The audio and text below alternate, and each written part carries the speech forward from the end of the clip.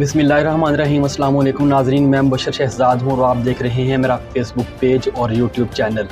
नाज़रीन, मुगवी बच्ची का केस है। इस हवाले से आज दो बड़ी इम्पोर्टेंट समाअत थी, उसका सारा अहवाल आपके साथ शेयर करेंगे। माफ़ियाँ तलाफ़ियाँ इस वक्त जारी हैं अदाकारा की जानिब से, उसके ऊपर बात करेंगे। और जो कल चलान के ख़िलाफ़ जो दरख्वास्त थी वो भी कल अदम करार दी है। रद्दी की टोकरी के अंदर इस वक्त जो ज़हीर और शब्बीर हैं उनकी दरख्वास्तों को फेंकने का इस वक्त सिलसिला जारी है। इन सारे मामलात को एक एक करके आपके साथ डिस्कस करते हैं। तो नए आने वाले दोस्त जो हैं वो चैनल को सब्सक्राइब कर लें ताकि लेटेस्ट मालूमात इस केस के हवाले से आप तक पहुंचती रहें। नाज़रीन, आज 13 अक्टूबर सोमवार का दिन है। आज बड़ी इम्पोर्टेंट जो है केस की समाअत थी। मुगवी बच्ची का केस है और मैं आपको बता दूं कि 11 बजे इस केस की जो समाअत होना थी और सीरियल नंबर 7 के ऊपर ये केस था। तो आज इसकी बाकायदा समाअत हुई। दो दरख्वास्तें जो है, एक और नई दरख्वास्त जो ज़हीर और शब्बीर हैं इनकी जानिब से अदालत के अंदर दी गई। उसमें कहा गया कि जो 8 जून का हाई कोर्ट का आर्डर है कि मुगविया बच्ची जो है ज़हरा, उसको वो जहाँ चाहे वो जा सकती है और अपनी ज़िंदगी गुजार सकती है, जिसके साथ चाहती है वो गुजार सकती है। तो ये जो चलान मंजूर हुआ है ये उसके बरक्स है। इसमें जो दिफात शामिल की गई है ये उसके बरक्स है। तो आप जो है जो तफ्तीशी ऑफिसर हैं सईद रिन साहब, उनके ख़िलाफ़ तौहीन अदालत की कार्रवाई की जाए। दूसरे नंबर के ऊपर प्रोसिक्यूटर जनरल सिंध जो हैं फैज़ शाह साहब, उनके ख़िलाफ़ जो है आप तौहीन अदालत की जाए। जिसके बाद इसका बाकायदा समाअत का आगाज़ हुआ और जो जज साहब हैं उनकी जानिब से ये जो दरख्वास्त है ये नाकाबिले समाअत करार देकर ख़ारिज कर दी गई। इसको रद्दी की टोकरी के अंदर फेंक दिया गया। नाज़रीन, यहाँ पे मैं आपको बताऊँ कि ये टैक्टिस होते हैं मुख्तलिफ, जो कि ज़हीर गैंग जो है शुरू दिन से ये कोशिश कर रहा है कि किसी तरह से इस केस को लटकाया जाए। इस केस की जो समाअत है उसमें हम वक्त लिया जाए। कभी कहते हैं हमारी तैयारी नहीं है, हम तैयारी करके नहीं आए, कभी कोई बहाना बनाते हैं कि इनका जो टाइम है, जो डिले है इस केस में वो ज़्यादा होता जाए। तो नाज़रीन, मैं आपको बताऊं कि अदालत जो है अब जान चुकी है, इनके जो करतूत हैं उनको देख चुकी है।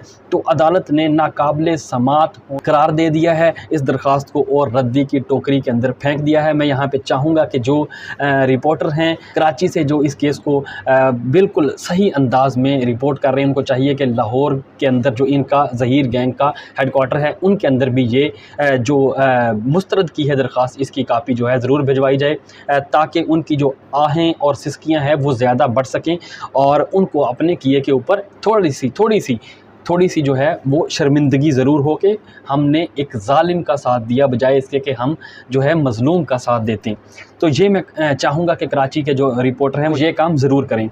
अब थोड़ा सा आगे चलते हैं। जबरान नासिर साहब की जानिब से इसके अंदर बड़े इंपॉर्टेंट जो है वो दलाइल दिए गए हैं। उनकी जानिब से कहना था कि चलान जो है चूँकि जमा हो चुका है, इस केस का अब तो ट्रायल शुरू होने वाला है और फ़र्द जुर्म आयद होने वाली हैं इन लोगों के ऊपर। तो अब तो ये बनता ही नहीं है कि आप जो है तौहीन अदालत की जो कार्रवाई है वो करें, या ये जो एप्लीकेशन आपने दी है ये तो बिल्कुल सिरे से नहीं बनती। उसके बाद नाज़रीन, जो प्रोसिक्यूटर जनरल थे सलीम हैदर साहब, उनकी जानिब से भी यही कहा गया कि ये नाकाबिले समाअत है, इसको नाकाबिले समाअत देकर ख़ारिज किया जाए। जिसके बाद अदालत ने दोनों तरफ से दलाइल सुनने के बाद इस जो केस है इस एप्लीकेशन को नाकाबिले समाअत होने पर ख़ारिज कर दिया है। दूसरी तरफ जो MLO है वो बच्ची का बड़ा इंपॉर्टेंट है नाज़रीन, इसके ऊपर आज समाअत होना थी। बड़ा इंपॉर्टेंट बच्ची का ये MLO होना है और इसके बाद ही सारे जो मामलात है वो आगे बढ़ेंगे कि आगे क्या होना है।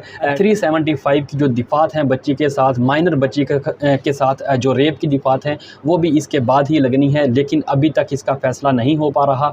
आज क्या हुआ है अदालत के अंदर के जो इस केस को सुन रहे हैं, बाकायदा सुन रहे हैं, मुअज़्ज़ज़ जज जस्टिस सलाहुद्दीन पंवर साहब वो आज रुखसत पर थे, वो आज अदालत में नहीं आए। जिसके बाद जो इसकी समाअत है वो जस्टिस इरशाद साहब की अदालत में समाअत हुई और चूँकि उन्होंने कहा कि आधी समाअत जो है जो जस्टिस पंवर साहब हैं वो कर चुके हैं, तो अब वही जो बकाया समाअत है थोड़ी सी इसके ऊपर आज समाअत हुई, तो मुतलका बेंच जो है वही समाअत इसकी करेगा।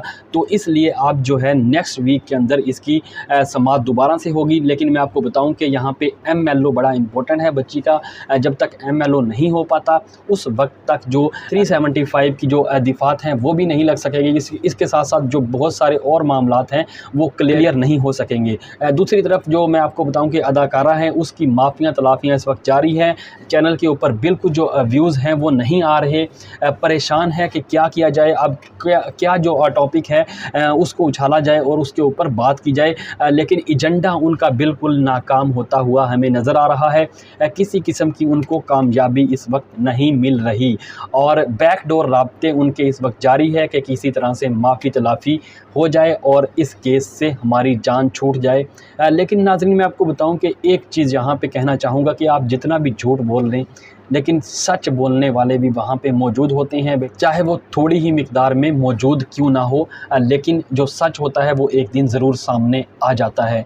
तो अब जो है अदाकारा की मैं आपको बताऊं कि माफ़ियाँ जो है बैकडोर राब्ते वो जारी हैं, क्योंकि चैनल जो है वो बिल्कुल बैठ चुका है और व्यूज़ जो हैं वो बिल्कुल नहीं आ रहे हैं। और गालियों पर भी मैंने आपको बताया था कि उतर आई अदाकारा। पिछले दिनों सोहराब बरकत साहब जो हैं उनके लिए जो गलीज़ अल्फाज जो है वो इस्तेमाल किए गए, इस तरह के अल्फाज तो शायद आपका दुश्मन भी आपके लिए इस्तेमाल ना करे जिस तरह के अदाकारा की जानब से किए गए। जितनी मजम्मत की जाए इसकी भी कम है। तो नाज़रीन इस केस के हवाले से आपकी क्या राय है, अदाकारा के बारे में आप क्या कहना चाहते हैं, अपनी राय का इजहार जो है आप कमेंट सेक्शन के अंदर ज़रूर किया करें।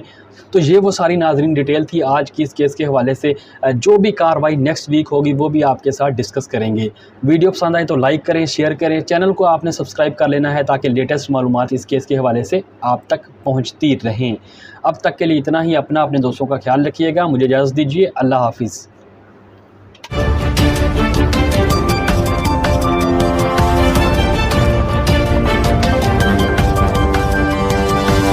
Revolution.